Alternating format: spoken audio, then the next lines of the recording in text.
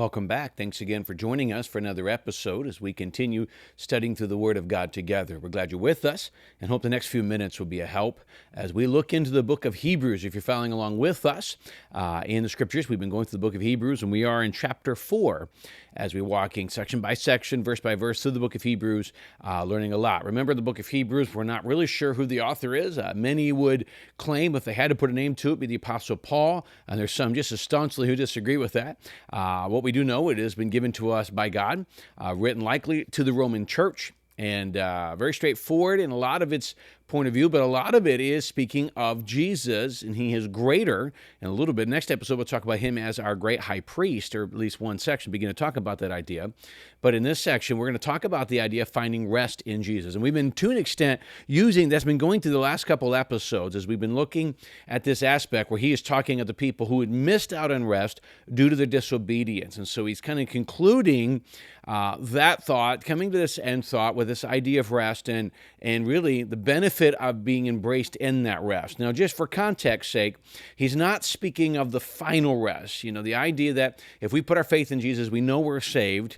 When our time is to come and our life is to end, we enter into the final rest. We're in the presence of God in heaven. We will be able to spend eternity there and rest from the things from this life, rest from the work we've done for Jesus, and hopefully live in the joy of what we've gained by giving our life down here for him up there. But that's not what's referenced. This is referencing and enjoying rest now while we're on this earth, waiting for that day. And so let's go ahead and read and kind of work through these and unpack these verses as we examine how it is we can get, at least from what we're seeing here, rest in today's day and age. So we go to verse number 9. Hebrews chapter 4, verse 9 says, "So then there remains a Sabbath rest for the rest of God, of people of God.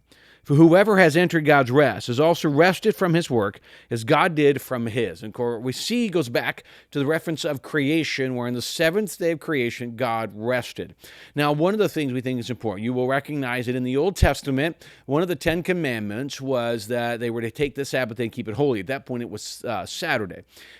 As it was in that day, I do not believe that was repeated, where you've got the 9 commandments specifically repeated. The New Testament, Sabbath was not. In today's day and age, we don't look at Saturday as a Sabbath where we follow all of the ritualistic rules and worship. We really look to Sunday begins because it's the day Jesus rose from the grave. And so we look at that as our day of rest. We look at that as our day of worship and things of that nature. What we do need to recognize, though, is that God has made it very clear that Sabbath is something that we should participate in. Rest is the idea. God was not human when is not, and it definitely was not human when he created earth.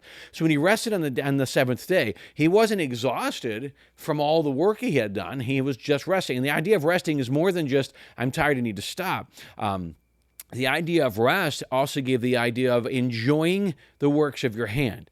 You've done all this work, and to sit back and to stop and to be able to enjoy the work. And so and he says in the Gospels, he goes, man was not created for Sabbath. Sabbath was created for man. And that was the premise. We need it. We're created with this need to rest. Now, I hope you understand something. There's a difference between rest and laziness. All right. God is not saying, it's healthy for you to spend the next month and sit down and do nothing. No, God has told us if a man will not work, he should not eat. So he's not referencing that. But he is talking about the fact that as we work, as we serve, there needs to be a time to stop, to physically rest. Your body can only do so much. To rest in him and to enjoy the fruit of the labor, to sit back and enjoy what God is doing through you and in you, and to be able to take time with family, to stop, to rest and to recharge physically and spiritually. Because if you're exhausted and you've not recharged, there's no way you're really not really good for you. You're not good for your family. You're not good for a lot of people because you're just exhausted. So there is a need for true rest. And again, sometimes it is just physical rest, taking a break. And a lot of it is in the Word of God, staying close. And that's really what we're going to reference here. Not as much the physical part as the spiritual rest is what we're going to reference in the remainder of these sections. And so, he uses God as the example at creation. Then we go to verse 11. "Let us therefore strive to enter that rest, so that no one might fall by the same sort of disobedience." And so he makes an important reference. He's like, because they didn't fall, they didn't enjoy the rest that they got in this time in the wilderness, and therefore fell into obedience. That's what he's saying to us. We need to fall into that rest. We need to make sure that We're to be in obedience to God, to not fall into disobedience, we need to make sure we rest. Now, again, that's spiritual recharging, physical recharging. In a moment, we're going to talk about how we do that from in the Word of God, how we find it in the Word of God. But the simple point is this: if we're so busy that we're not resting, we're not in the Word of God, we're not staying close to God, we are placing ourselves to fall. When we're not stopping and resting, and you know how it happens when you're angry and you're cranky because you're tired. You're just hard. You're hard to be around. Sometimes moody.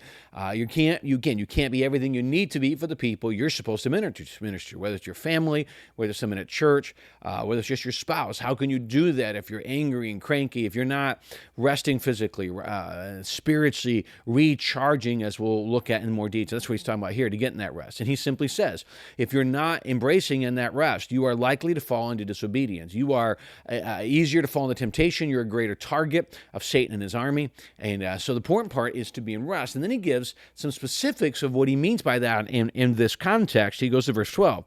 For the word of God is living and active and sharper than any two-edged sword, piercing to the division of soul and of spirit, of joints and of marrow, and discerning the thoughts and intentions of the heart. Now, he goes and talks about the Bible, and he gives some descriptions of it. He said it's sharper than any two-edged sword. And in this day and age, that would have been the most powerful weapon a man could have carried with him. To have two edges, that means you can attack people from both sides. And so he's saying, listen, this is for a weapon that you can carry on you. This is the most powerful weapon you have. This is more than just information. This is something that is a weapon that you can attack. You can go against the enemy. You can learn how to face the world because you've got the truths of the Word of God. It is for you. And he said, so it's sharper. And it breaks down the dividing asunder of soul and spirit. He gets down deep. And so what is he talking about that? Well, he's breaking down the idea of our flesh to the spirit, the thinkings of the world and the beliefs of God. And he's helping us to see the distinction between it. What is worldly thinking? What I mean by worldly thinking, I mean thinking that it's not God-related. They don't care about God. They're not following God. They're simply following after the things of the world. And so that's a different type of thinking than that of God. Well, we need to be in the Word of God so we can distinguish the two. And sometimes there are churches all over right now that are trying to use the Bible. I don't know if I really call them churches, to be honest with you.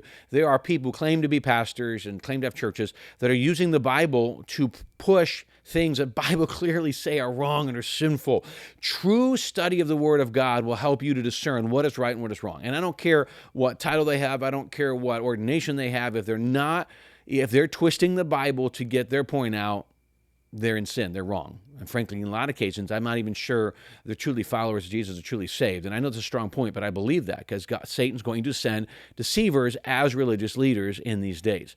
So we go to the Word of God so we can discern what God is saying. But then there's another part where it breaks the joints in the marrow and breaks down the side. A second and third parts is really comes down, helps you distinguish between the difference between emotion and truth. A lot of times, we're driven by emotion due to our circumstances or whatever it would be, and that emotion in our mind, we become convinced it's true, and so that emotion drives us, and then we live because our emotion establishes a belief, not always an accurate belief, but a belief, and then we act based upon what we believe. So the premise simply comes down that we need to make sure that we recognize the difference between what is just an emotion and what is truth. Of course, the Word of God is truth. So we go to the Word of God, and it allows us to see truth that supersedes our emotion or feelings or fear or whatever that may be. Again, emotions themselves are not wrong, but they're not always accurate. They're a symptom of how we feel. Truth helps us to balance that out. But then there's another part that continues. It says in verse 13, and no creature is hidden from his sight, but all are naked and exposed to the eyes of him to whom we must give account. Now, who are we giving account to? Not a preacher, not a priest, not a church. We're giving account to God. Give an account to Jesus. And so he's saying when we go to the Word of God, when we're in rest and we're in the Word of God, there is nothing we can hide. Everything's exposed, as it should be. There's no secrecy in a true relationship where it should not be that way in a marriage. It should be something where we all have our secrets. We should be striving not to do that. If you're living these separate lives, you're going to break it apart. Same thing in our walk with God. If we're truly walking with God and letting the Word of God teach us, it's going to open up and, for lack of better words, expose the truth. And that's a great thing. How else are we going to recognize where we're faltering? And here's why I say that.